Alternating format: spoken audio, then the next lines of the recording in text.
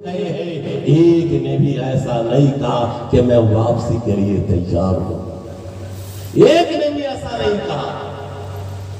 ایک معصوم عورت گود میں چھوٹا سا بچہ, اس کے دل میں یہ بات آئی میں تو ایمان والی ہوں, اس چھوٹے سے بچے کیا قصور, اسے تو معلوم بھی نہیں اسلام کسے کہتے, اس بچے کو آگ میں جلانے جا رہی ہوں, اس بچے کا کیا قصور. یہ تھوڑی سی بات, رتی برابر بات دل میں آئی ہے, یہ آنا تھا. اس بچے کو اللہ بولنے کی صلاحیت دیا اور وہ بچہ کہتا ہے اے امی جان آپ حق پہ ہے, کود جائیں آگ میں. اے امی جان آپ حق پہ ہے, کود جائے آگ میں. تاریخ میں لکھا ہے وہ بچے کو گود میں لے کر ماں کود جاتی. آج اس وقت یہ آزمائش کے دروازے پہ ہم آپ کھڑے ہیں, ڈرا نہیں رہا ہوں, یہ ایک ریئلٹی ہے جسے ہمارا آپ جان رہے ہیں. اس وقت کا یہ چیلنج ہے, ایسے چیلنج کو ہمیں اور آپ کو قبول کرنا پڑے گا. جس طریقے سے جنگ آزادی کے ٹائم میں علماء کرام نے, علماء دیوبند نے اس کو قبول کیا تھا, تاریخ رقم کیا گیا اور لکھا گیا. لکھنے والوں نے لکھا, ٹامسن لکھتا ہے کہ میں جب دلی میں اپنی حویلی میں پہنچا, وائٹ ہاؤس میں پہنچا, تو میں دیکھتا ہوں کہ بدبو آ رہی انسان کے جلنے کی. میں جب اپنی بلڈنگ سے جھانک کر دیکھتا ہوں تو کیا دیکھتا ہوں, ہزاروں عالم ہیں جن کو کھڑا کیا گیا ہے. 40 عالم کو ننگا کر دیا جاتا ہے, آگ کے سامنے کھڑا کیا جاتا ہے, اس کے سکن پٹی پہ در رکھا جاتا ہے. اسے کہا جاتا ہے کہ تم مجھ سے جنگ تو نہیں چھوڑ سکتے, تم میرے سامنے سرنڈر بھی نہیں کر سکتے, لیکن اتنا تو کر دو, میری عزت کا سوال ہے, میں حکومت میں ہوں, میں پاور میں ہوں, میں طاقت میں ہوں, اے ذلیل اتنا تو کر دو کہ میرے سامنے تم صرف نظریں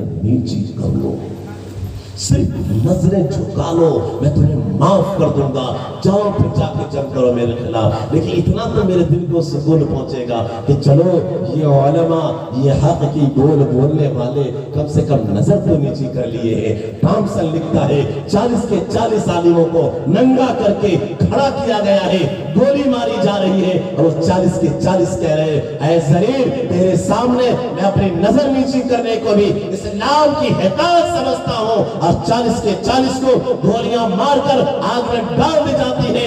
ہزاروں کی باری ایک ایک کر کے آتی ہے, کوئی مولوی نہیں بکتا, کوئی زمین کا سودا نہیں کرتا.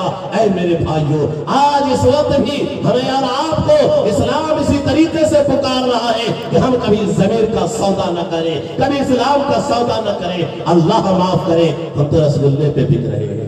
اللہ معاف کرے, ہمارا اور آپ کا حال یہ ہو گیا ہے کہ ہم اپنے گاؤں کی مخبری کر رہے ہیں. ہمارا اور آپ کا حال یہ ہو گیا ہے کہ اگر پولیس تھانہ والا دروگا ہمیں بلا لیا اور وہ دروگا اپنے ساتھ میں بیٹھا لیا اور کہا ارے طلحہ صاحب آپ تو آپ کے بیرول میں سب سے اچھے انسان آپ ہیں, آئیے مٹھائی لاؤ, کھلاؤ اس کو, چائے پلاؤ اس کو, بس یہ 2 مٹھائی اور چائے کا پیا. وہ طلحہ صاحب سمجھتے ہیں کہ میں تو اس بھارت کا سب سے بڑا انسان ہوں, دروگا میرے ساتھ بیٹھ کر چائے پی رہا ہے, مجھے رسگلہ کھلا رہا ہے. وہ بندہ گاؤں کی مخبری چھوڑیے ایک ایک گھر کی مخبری کرتا ہے, اپنے گھر میں کیا کھاتا ہے, کیا بناتا ہے, وہی جا کر پیش کرتا ہے. اللہ رحم کرے, اسی سرزمین پہ اس طریقے سے لوگ بک رہے ہیں. جب گڑگاؤں کے اندر نماز کی باری آئی, 6 مفتی جا کر وہاں پہ کہتے ہیں جمعہ فرض نہیں ہے اس لیے جمعہ پڑھنے کی ضرورت نہیں ہے. اللہ معاف کرے,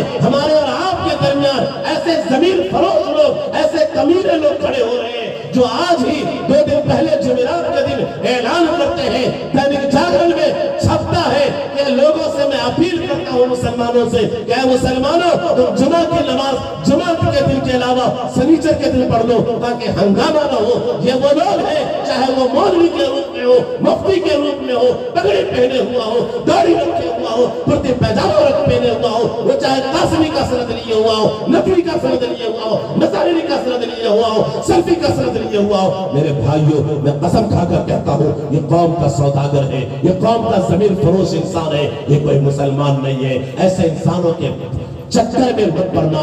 ہر گلی میں, ہر چوراہے میں یا ایسے جو ہے ضمیر فروش لوگ ملیں گے, آپ کو پہچاننا ہے, آپ کو ثابت قدم رہنا ہے, ایمان پہ کھڑے رہنا ہے, مسکان کی طرح لاکھوں کے سامنے, ہزاروں کے سامنے نعرہ تکبیر بلند کرنا ہے, دکھا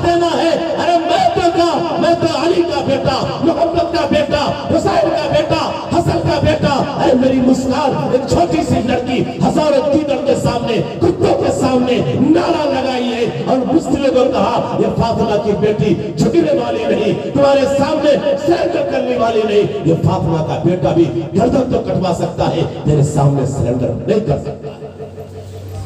हम जब तक रहेंगे आन बान शान के साथ रहेंगे, इस्लाम के हर हुक्म पे अमल करते रहेंगे।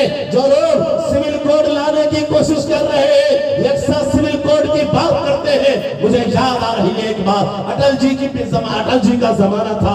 अटल जी ने कहा था यकसा सिविल कोड आनी चाहिए। अल्लाह जन्नत दे, अल्लाह करवट जन्नत दे, सुकून दे। हजरत काजी साहब रहमतुल्लाहि अलैहि को मुस्लिम पर्सनल बोर्ड का प्रोग्राम था कलकत्ता के अंदर, और उस वक्त मुस्लिम पर्सनल बोर्ड के इसी स्टेज से लाखों का मजमा था कोलकाता में।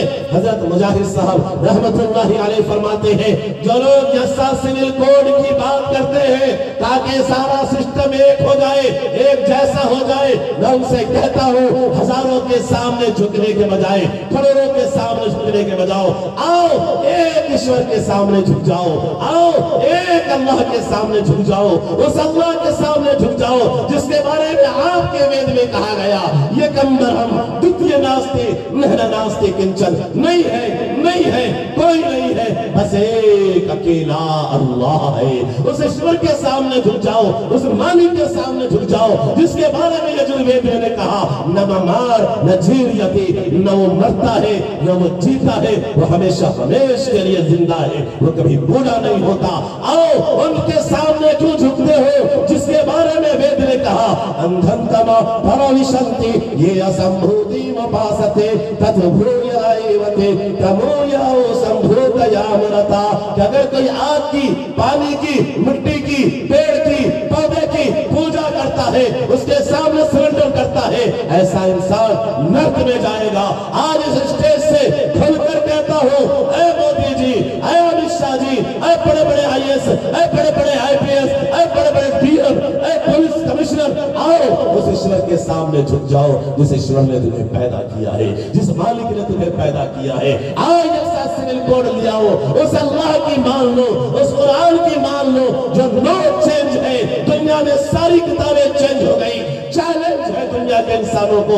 जाओ दुनिया के किसी कोने में, जाओ किसी पहाड़ी में, जाओ किसी समंदर के साहिल पे, तुम्हें कुरान मिलेगा, एक मिलेगा, तुम्हें कुरान मिलेगा, एक जैसा मिलेगा।